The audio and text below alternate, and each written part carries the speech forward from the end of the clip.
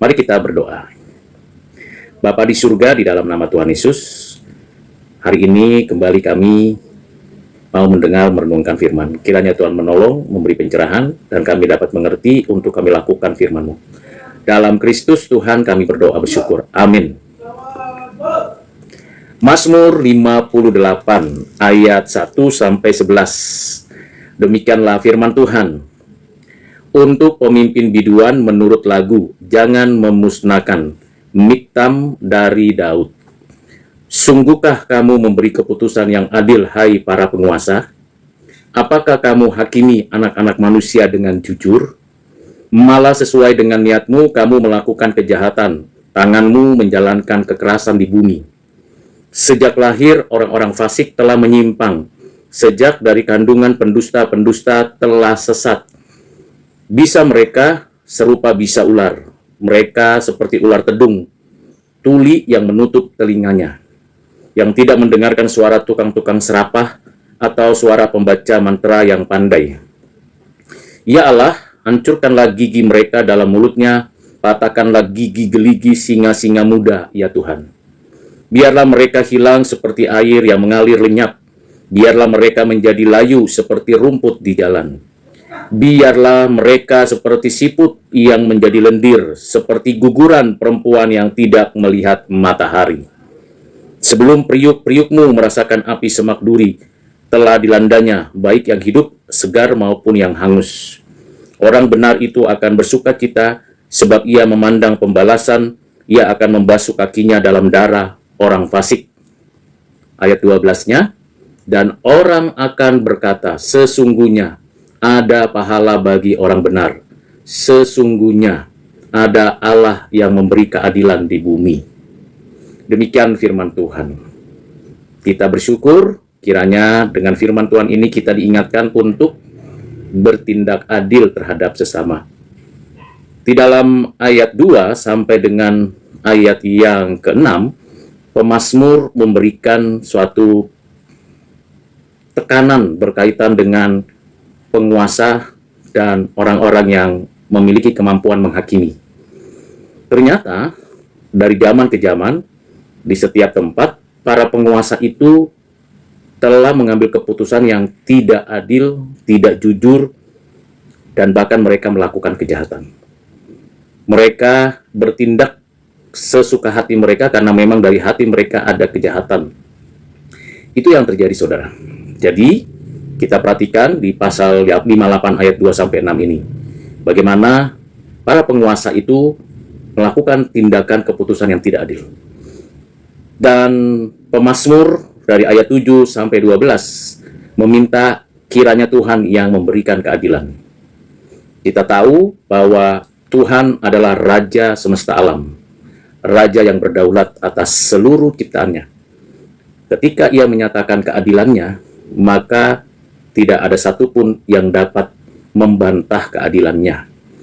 Dan ketika para penguasa bertindak tidak adil, Tuhan Allah akan menyatakan ketidakadilan mereka dan menghukum mereka yang jahat dengan keadilannya. Apa pembelajaran bagi kita saat ini? Kita tahu memang di dalam Roma pasal yang ke-13 ayat 1-3, Rasul Paulus memberikan pengajaran kepada jemaat di Roma bahwa seluruh keberadaan pemerintahan yang ada di tiap-tiap bangsa berasal dari Tuhan untuk menegakkan keadilan dan mensejahterakan rakyat.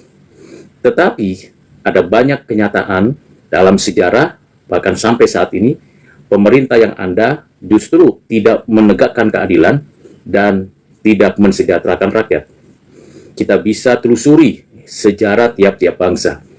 Ada yang begitu otoriter, militerisme, ada yang begitu liar, bebas, ada yang begitu teratur, tetapi begitu tidak dinamis.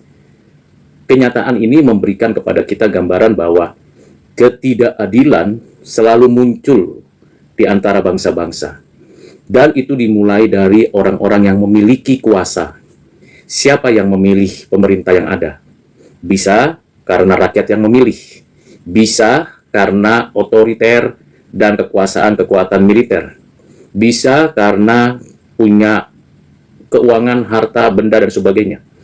Tetapi ketika seseorang atau sekelompok oligarki, elit berkuasa, mereka seringkali lupa tugas tanggung jawab seorang pemimpin, seorang penguasa bagi rakyat yang memilihnya atau yang mendukungnya atau yang memberikan upeti atau memberikan pajak atau memberikan tenaga pikiran. Apa tugas tanggung jawab penguasa, pemerintah? Melakukan segala sesuatu dengan adil dan mensejahterakan rakyat. Kalau di sebuah negara masih ada tempat-tempat yang berada dalam garis kemiskinan, di bawah garis kemiskinan, ada tempat-tempat yang begitu tertinggal, kondisi sosial ekonomi yang begitu rendah, kehidupan sosial pendidikan yang begitu tidak merata, sekolah yang tidak dapat dinikmati oleh setiap penduduk, bahkan banyak bangunan sekolah yang belum diatur sedemikian baik fasilitasnya. Bahkan ada desa atau kota kecil atau dusun yang belum ada sekolahnya dari tempat-tempat yang ada manusianya. Mengapa? Dari sana kita tahu karena memang ternyata para penguasa belum bertindak adil. Dan pemazmur mengatakan bahwa mereka yang tidak bertindak adil ternyata mereka sudah sejak dalam kandungan bertindak atau berada dalam suasana seperti itu. Pemazmur sungguh sangat memberikan kepada kita kekagetan. Kenapa? Karena di ayat 4, pemazmur di dalam pasal 58 ini menyampaikan kepada kita, sejak lahir orang-orang fasik telah menyimpang, sejak dari kandungan pendusta-pendusta telah sesat. Siapa mereka? Mereka yang ingin berkuasa dan ingin menyampaikan kekuatan dan otoritasnya, keputusan-keputusan yang otoriter. Jadi saudara, mari kita pikirkan ulang. Ketika kita di zaman modern, kita punya hak memilih, kita harus pikirkan bukan hanya memilih partai politik, bukan hanya memilih karena saya suka dan senang, tapi pastikan bahwa pemilihan betul-betul berlaku adil dan jujur. Dan kita harus memilih pemimpin yang adil. Kalau tidak menyesal, dan kalau sudah terpilih, mereka akan bengis melakukan tindakan-tindakan yang menakutkan. Jadi pemazmur mengingatkan itu. Kedua, pemazmur mengingatkan kita apabila memang tidak bisa dipungkiri ada penguasa-penguasa sebuah bangsa, sebuah negara, sebuah kerajaan yang begitu bengis, begitu otoriter, begitu menyiksa rakyat dan membiarkan rakyat tidak mengalami hidup yang adil dan sejahtera. Pemazmur mengingatkan kita untuk meminta hikmat, kekuatan, pertolongan dari Tuhan agar kiranya roh Tuhan menyatakan kehendaknya dan Tuhan menyatakan penghukuman terhadap orang-orang jahat. Memang sulit kita seperti berpikir secara utopia. Mungkin nggak ya ada sebuah penghukuman Tuhan terhadap mereka yang begitu bengis terhadap rakyatnya, terhadap orang-orang yang dikuasainya? Bisakah ya para pemimpin itu bertobat dan menjalankan keadilan? Mungkin kita hanya berpikir ini utopia. Tidak mungkin. Yang miskin semakin miskin, yang kaya semakin kaya, antara orang-orang yang punya oligarki elit semakin bersatu untuk mempertahankan kekuasaannya. Kita bisa saksikan di dalam sebuah konteks negara demokrasi yang sedang berkembang. Kita bisa menyaksikan bagaimana satu dengan lain saling menyandera untuk mempertahankan posisi kedudukan dan kekayaan dan jabatan mereka. Tetapi rakyat seperti dibeli dengan kekuatan mereka. Akhirnya rakyat tidak memiliki kemampuan apa-apa untuk mengubah bangsa ini. Jadi saudara, apakah apa yang diharapkan oleh pemazmur supaya penguasa dan pemerintah itu bertindak adil tidak mungkin terjadi? Bagi saya, menanggapi apa yang dikatakan pemazmur ini, memang sulit. Sulit terjadi sebuah negara yang rakyatnya semua makmur, sejahtera, dan pemerintahnya berlaku adil. Sepertinya tidak mungkin. Karena pendidikan saja tidak merata. Dari pedalaman desa, dusun, kota kecil, kota besar. Di berbagai provinsi, di berbagai daerah. Tidak merata. Kemudian pembangunan pun tidak bisa merata.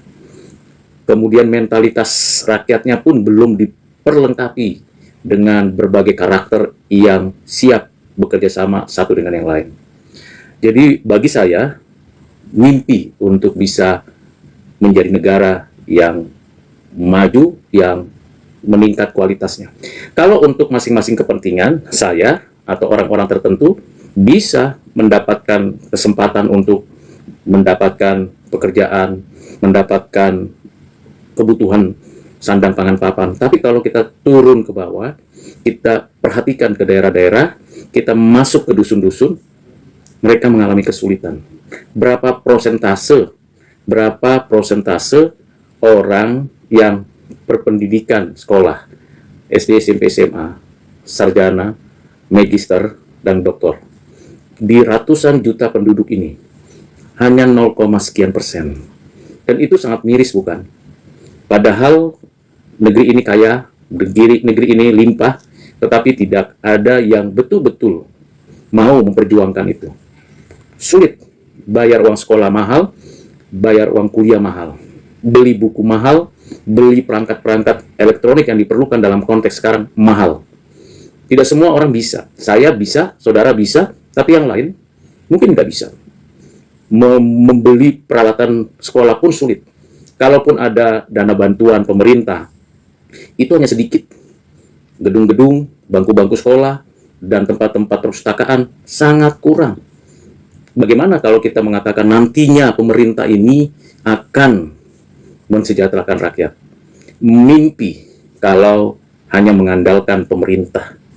Itu sebabnya pemazmur bagi saya sebenarnya ingin mengatakan penguasa-penguasa, pemerintah-pemerintah yang jahat, yang tidak adil itu, kiranya Tuhan hukum, kiranya Tuhan nyatakan keadilan, supaya rakyat diberi kesempatan berkarya dengan kapasitas fasilitas yang memadai.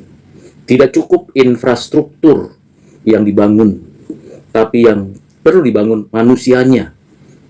Bayangkan kalau ada seorang anak kecil umur 9 tahun bisa membakar rumah dan habis ratusan miliar atau juta rupiah, habis beberapa belas rumah. Bayangkan seorang yang punya kemampuan berpikir intelektual baik, seorang yang studi magister dalam bidang kesehatan, tetapi melakukan pelecehan seksual dan kejahatan di pojok-pojok tempat di mana saya dan saudara ada di kota. Coba perhatikan saudara, ada banyak orang di sana yang terjebak judi online, terjebak juga pinjaman online, juga terjebak dengan segala macam tipu daya. Tiap hari digunakan data kita untuk hal-hal yang cemar, yang najis. Belum lagi narkotika dan benda-benda haram lainnya yang menajiskan dan merusak. Jadi kalau kita betul-betul perhatikan, maka kita berpikir hopeless. Kenapa? Sepertinya tidak ada harapan, saudara. Karena itu pemazmur mengatakan, ya Allah, hancurkan gigi mereka dalam mulutnya, patahkan gigi geligi singa-singa muda, ya Tuhan. Mengapa pemazmur begitu keras berdoanya, meminta kepada Tuhan? Karena memang pemazmur menyadari betapa kasihannya banyak orang hidup dalam kesulitan. Jadi saudara dan saya, kita memang harus berjuang, sulit sukar. Saya dari keluarga yang susah, dari hidup yang sangat sulit, dibesarkan di tempat yang sangat tidak layak. Tetapi karena perjuangan orang tua, karena perjuangan ayah ibu, berani mereka menyekolahkan anak-anaknya. Itu satu dari sekian banyak orang. Bagaimana yang lain, saudara? Betapa banyaknya anak-anak yang membutuhkan perhatian. Jadi tidak cukup hanya program ini dan itu. Konsisten dan tetap terus dilanjutkan proses pembangunan manusianya, bukan infrastrukturnya. Manusianya dibangun. Bagaimana membangun manusianya? Mulai dari lahir, mulai dari kecil, kita harus melakukan pendidikan. Bukan hanya pengetahuan tentang berbagai ilmu, pengetahuan yang ada, baik yang sains, humaniora, sosial, seni, bahasa, dan sebagainya. Tetapi pembangunan karakter. Karakter yang betul-betul memberikan kepada kita suatu dorongan untuk kita memperbaiki diri, mempelajari hidup, supaya kita mau sungguh-sungguh mendapatkan suatu kesempatan. Karakter yang baik harus dibangun. Mulai dari mana? Dari keluarga kita. Saya, saudara, punya tanggung jawab. Bersyukur kalau ada orang tua yang sudah mendidik selama ini dengan karakter yang baik. Bersyukur kalau sudah ada lingkungan di mana kita bisa dibentuk, diperlengkapi dengan karakter yang baik. Tapi bagaimana karakter yang baik itu bisa terbentuk dalam hati kita dan konsisten sampai akhir hidup kita, dan dapat kita tularkan, kita sosialisasikan kepada anak, cucu, dan orang lain? Maka di sana jelas dikatakan bahwa orang benar akan bersuka cita. Jadi bagaimana caranya? Pemazmur mengatakan ada orang benar. Nah, kalau kita berbicara orang benar, berarti kita bukan orang yang mencari pembenaran diri. Saya tidak akan mencari pembenaran diri. Saya punya kekurangan, punya kelemahan, punya keterbatasan, punya masa lalu yang kelam, punya kehidupan yang tidak beres di hadapan Tuhan, bisa jadi di antara manusia. Tetapi karena kasih karunia dan anugerah dari Allah Bapa di dalam Kristus oleh Roh Kudus dibaharui, dilahirkan baru. Sehingga dalam kasihnya dibenarkan dan dalam proses hidup terus mengalami pengudusan. Dengan pengudusan seperti itu ada kebangunan rohani, ada kebangunan spiritual untuk memberikan diri dibentuk sebagai orang-orang yang berkarakter dan memperlengkapi orang lain. Supaya apa? Supaya tidak lahir dan tidak hadir lagi pemerintah dan penguasa-penguasa yang lalim, yang tidak adil, yang jahat, yang tidak memiliki kasih dan kebenaran. Supaya melalui kehadiran kita yang sudah diubah oleh Tuhan, maka terbentuk generasi-generasi yang tidak malas, tidak mau melawan dan tidak memberontak kepada Tuhan. Tentu kita harus memperlengkapi diri, saudara. Harus memperlengkapi diri.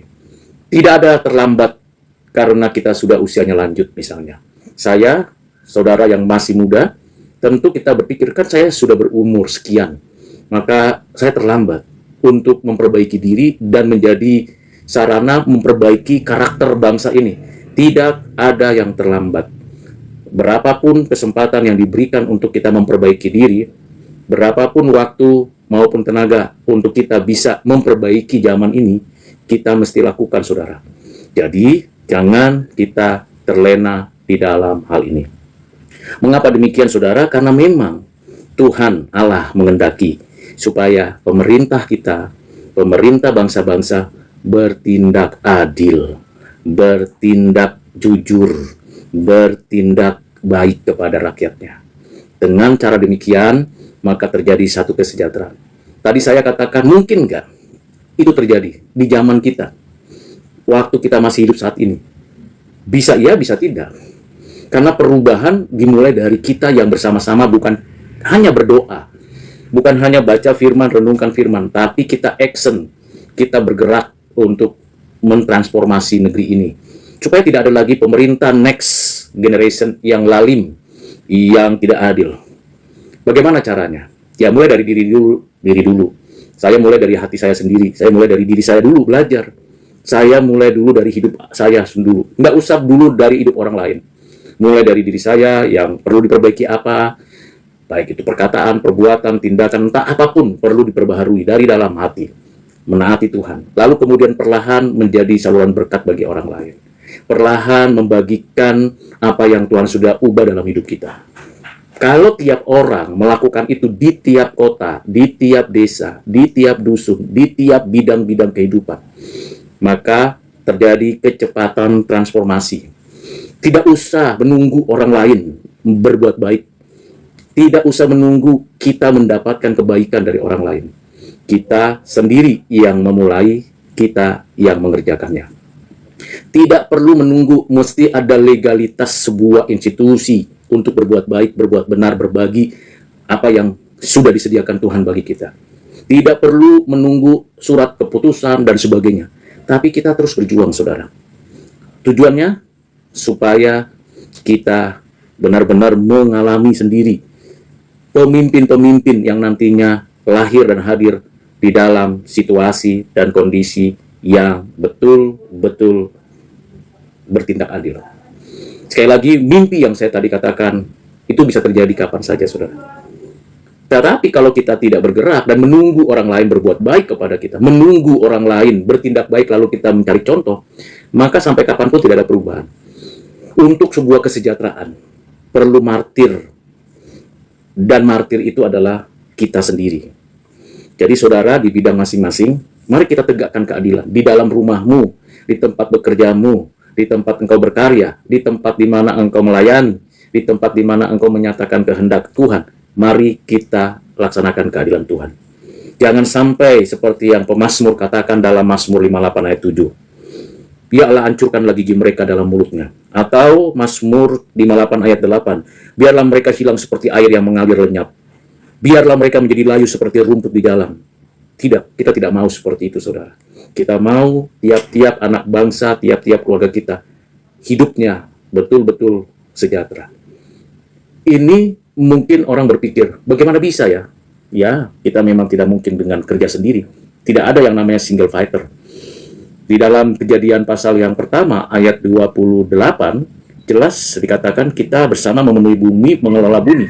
Bahkan di dalam Kejadian 2, ayat 15-17, kita diperintahkan untuk memelihara bumi dan menjaga bumi. Jadi di situ tidak sendirian. Tidak bisa ada orang yang membangun sebuah kota dengan sendirian. Dimanapun, komunitas kecil, sebuah negara adalah keluarga. Komunitas kecil, sebuah lembaga kemanusiaan itu di keluarga. Keluarga kita mulai. Jadi mulai kita memberikan perhatian terhadap pelayanan keluarga. Gereja-gereja perlu memperhatikan keluarga-keluarga. Kalau bisa, berikan beasiswa untuk anak-anak yang mengalami kesulitan untuk bekerja atau mendapatkan pendidikan. Berikan kesempatan-kesempatan itu. Yang kaya pikirkan untuk bisa bersumbangsi di dalam melakukan pelayanan kasih ini. Itulah buah Injil. Jadi buah Injil tidak hanya melulu berkata, Kristus Tuhan dan Juru Selamat, ya, itu pasti. Tetapi juga buktikan bahwa Kristus adalah Tuhan dan Juru Selamat bagi anak-anak kecil, bagi orang-orang susah, bagi mereka yang menanti-nantikan pertolongan tangan. Kalau di gereja kita masing-masing ada yang kekurangan, tidak berdaya, tidak mampu, silakan saudara diam-diam atau secara terus terang membantu mereka supaya anak-anaknya bisa sekolah, supaya mereka yang bisa harusnya bekerja dapat pekerjaan sesuai dengan kapasitas masing-masing. Berikan training-training ekonomi di gereja-gereja, karena bisa jadi mereka tidak bisa dapatkan itu di kursus, di sekolah, di kampus, tapi gereja sebagai lembaga yang didirikan Tuhan, di mana kita sebagai penata layan mampu mengelola itu dengan uang yang dari Tuhan untuk pelayanan gereja, pelayanan bagi jemaat. Untuk itulah, maka kita disebut orang benar dan bersukacita.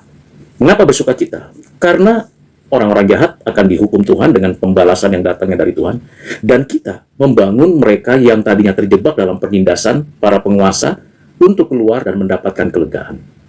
Kiranya renungan, refleksi yang saya sampaikan dapat mengingatkan saya dan saudara untuk teruslah kerjakan keselamatanmu selagi masih siang. Tuhan Yesus memberkati. Mari kita sekali lagi berdoa. Bapa, terima kasih untuk Mazmur 58 ayat 1-12 yang sudah kami baca, dengarkan, dan refleksi pemikiran hamba-Mu kiranya dapat dikenal dan didengar oleh banyak orang, supaya kami bertanggung jawab untuk hidup kami di zaman kami, supaya di dalam kehidupan kami tidak lagi ada pemimpin dan penguasa yang lalim, yang tidak adil. Biarlah Tuhan yang memperlengkapi kami, membentuk keturunan-keturunan kami menjadi pemimpin yang adil dan yang menjadi berkat bagi banyak orang, terutama melalui gereja-gereja Tuhan, supaya bisa menyelenggarakan pelayanan-pelayanan kasih dengan benar dan baik. Terima kasih Bapa, berkat-Mu atas kami, dalam Kristus kami berdoa bersyukur. Amin.